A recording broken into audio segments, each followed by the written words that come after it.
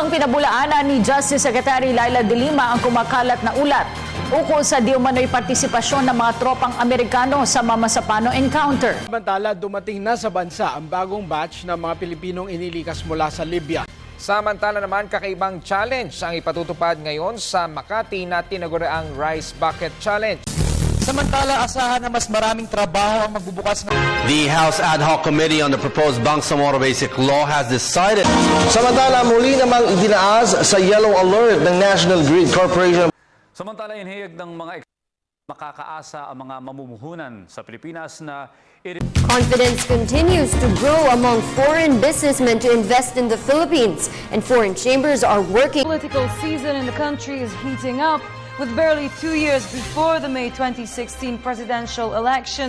Samantala, ipinakita naman sa isinagawang earthquake drill sa EDSA Guadalupe sa Makati ang mga real-life situation sa oras na maapektuhan. Almighty God, our Father, bless this wonderful nation. Protect us from physical and spiritual war, from fear and confusion, from separation and division.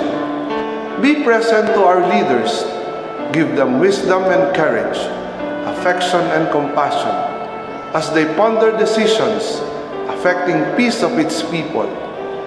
Make us more deeply aware of our beginnings, remembering not only our rights, but also our duties and responsibilities as a citizen. Make this nation, the pearl of the Orient Seas, to be a great place again.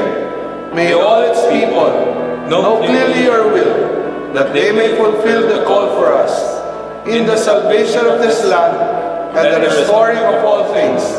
In the name of your Son, Jesus Christ, our Lord and Savior. Amen. Kung nasa ng balita, ikaw at ang Liga ng Katotohanan, magkasama sa pagbabalitang walang kinikilingan. Walang pinoprotektahan, walang kasinungalingan, serbisyong totoo po lamang. Ako po si Vicky Morales. Ako naman, Arnold Clavio. Susunod ang Reporter's Notebook. Tampok ang issue ng Black Coral Smuggling. Hanggang bukas, sama-sama tayong magiging saksi.